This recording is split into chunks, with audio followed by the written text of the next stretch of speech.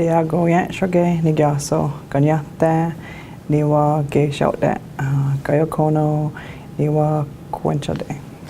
My name is Heather Bomberry. I am from the Turtle Clan and the Cayuga Nation, and I am the Administrative Assistant Archivist here at Six Nations Polytechnic in Deyohahá, the Indigenous Knowledge Centre.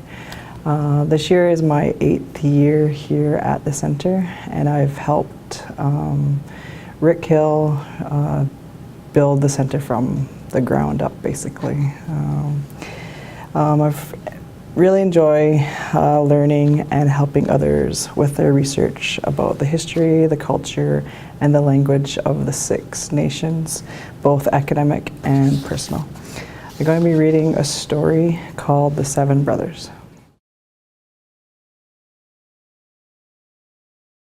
In the early days of human existence, there were 7 brothers who were all skillful hunters, except one, the lazy one. One season they hunted without success. They became hungry and their minds were affected from the long fast. One had grown so weak they had to carry him on a litter for one last hunt. One in front carried a torch, one in back carried a kettle.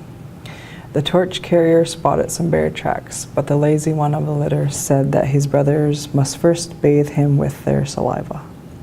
He hoped that this would allow him to share their strength, but they agreed they did not like the idea of delaying their hunt. They followed those bear tracks for 3 days until they caught up to it. In order to conserve their energies, the brothers decided to leave the lazy one behind. After they disappeared into the woods, the lazy one leaped to his feet full of energy and ran ahead to fight the bear, which he easily defeated. By the time his brothers arrived, he had already skinned the bear and was cutting it up. They made a fire and began to cook the meat in the kettle. After they ate, they were surprised to find that they had risen into the air and were floating high above the earth. The blood and oil from the bear had stained the leaves, making them red, orange, and yellow. They began to move about and came across the bear that they had killed and eaten, and the pursuit was on once again. The bear would hide in a sky cave and come out only when the hunters were very hungry. But it took all year to chase him, and in the fall they finally killed him again with his blood and oil dripping to the trees below.